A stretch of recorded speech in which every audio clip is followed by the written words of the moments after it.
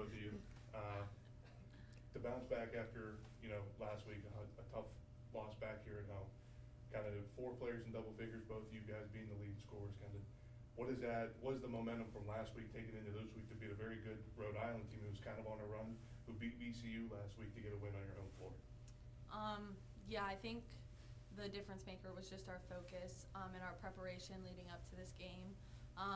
We know every game in conference is going to be a dogfight, so we have to prepare each game like it's the championship. And, we're a very young team, and so some of us are inexperienced, so we're going to have ups and downs, but let's just hope we can keep riding this wave.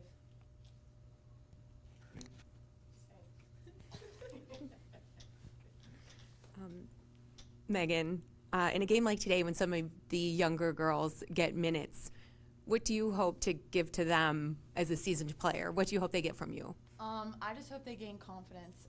The biggest thing that I try to tell them is when they go in, if they're open, take the shot, or I'll try and create for them to get an open shot. I just want them to have the confidence to go out there and play to the best of their ability so we can all contribute.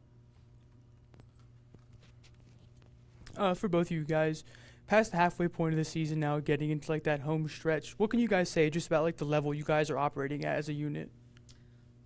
Like I said, the season's full of ups and downs, but I think as the season moves forward, we're finding our groove and the balance between rotations. But yeah, I'm really proud of this group, and I think that if we keep continuing to play like this and have contributions from everybody, we're going to win a lot of more basketball games. Jerni, kind of going forward, the last 2 games you've had 18 or more points and shooting the ball very efficiently. Kind of what has happened over the last couple games, and actually this whole season that you developed your game from, playing a bigger role going into a leader this year and kind of playing along somebody who's, done this for a long period of time, and you're kind of, Coach calls you guys Batman and Robin. So kind of what's it mean to you two, and just how you've elevated your game over the last, couple months? I think the biggest thing is confidence, and like the confidence everybody has in me, around me. Like my teammates have confidence. She has so much. That's the biggest thing is they trust me, so I feel more confident in myself to take those shots, step into a bigger role. This question's for both of you. What motivates you to continue to try to be at your best every day in practice and during games? Oh, Megan. Stop. Yeah, but no, seriously, how hard she plays, and like that's contagious. So like when you have a leader that does that, like you have no choice but to match that. So like, not wanting to let her down. This is her 5th year. She's wrote it out with us, so the least we could do is give even like half of what the effort she puts forth. And I think my teammates do a great job of that. That was so cute. But yeah, just knowing it's my last year, I'm going to give it my all each and every day. And I know my teammates have my back, and they're going to do the same thing. So I'm just really grateful for this team this year. Megan, you just talked about it being your last year. Is it at all like, are you taking a second at all to kind of look around and soak everything in one more time, or are you still just focused, like laser focused each game one at a time? I'm definitely laser focused when it comes to games and preparation, but this group knows when to have fun and when to be focused. I think when we have fun, that's when the emotions start rolling, because I really love this group. This is probably one of my favorite teams in my 5 years here, and I built a really good relationship with Jerni, and so I just don't want that day to come where my last game in a Duquesne uniform. Tearjerker.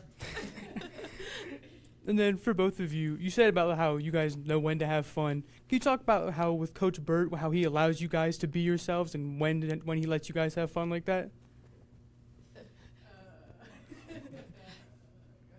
They say in practice, like, we know when to focus and we know when to have a little fun with it. And I think just the game of basketball, we've all put blood, sweat, and tears into this game, so we know when to turn it on and when we can have fun a little bit. Like, there's a video from the last practice, and Jerni was doing a handstand, and I was trying to hold her legs, but then we'll go on, and then she'll be running down the floor, and I'll pitch it to her for a wide open layup. So it's stuff like that.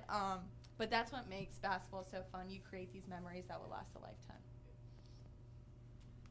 How does it make you feel, Megan, when you hear your teammates speak that way about you? Yeah, it's definitely, I get really emotional, so I try not to think about it, but hearing the impact that I have on my teammates really means a lot to me, because I try to set a good example, and my biggest thing is I wanted to leave Duquesne better than I found it, and so I think I'm doing that, and that makes me really happy. Other than the postseason, what's on your mind next? What's next for you, do you think? Or have you not thought about it yet? I try not to think about it, but I definitely want to play professionally. Can you talk about, sorry, the specialness of playing at home? What can you kind of think about and express all Duquesne has meant to you, and you see the love they have for you out there? What kind of love do you have for Duquesne? What makes it so special? I mean, it's been my heart and soul these past 5 years. I couldn't imagine myself playing anywhere else in front of these fans in the community, and it makes it even special that my family is at every home game. So it honestly is a once-in-a-lifetime feeling. More immediately, though, in the future, have you guys looked at all? I know you just finished the game, but have you looked to LaSalle at all on Wednesday?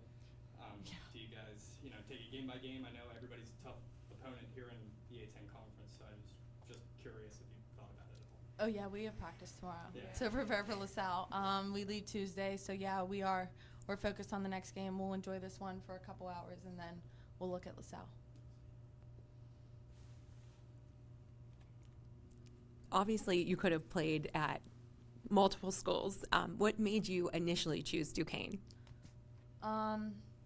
Going into my junior year of high school, I mean, I wasn't very overly recruited, and I knew I wanted to stay close to home, and Coach Burt gave me a chance, and so I took it and I ran with it, and I haven't looked back since, truthfully. And then looking at the game tonight here, obviously you guys both are leading scorers, but each of you only turned the ball over one time. What is it like? Do you guys take pride in that, being able to score but also prevent turnovers? Yeah, and I think another thing we don't give enough ourselves credit for is Jerni is so hard on herself, and so am I. So I'm not going to sit here and say I'm not, but she had one turnover. We were going into halftime, and it looked like she lost her dog. And I was like, Jerni, we're up 20. It's okay. And so, there's, I think that just goes to show, how great we want to be for our teammates. But, yeah, we're just very hard on ourselves. But, I think that's what makes us a great team. And Jerni, you said how hard you are on yourself. How different is your mindset been? And you spoke a little bit on your confidence earlier, but how do you think you've grown as a player, even just from the opening tip of the season till now? At the beginning of the season, it was still kind of finding myself into this role. I knew what I had to do for the team, but it was confidently stepping into that. And I feel like now, it's conference, I had the first half of the season to figure out how to step into that, and now I feel like I'm doing that in a more confident way. Thanks, ladies.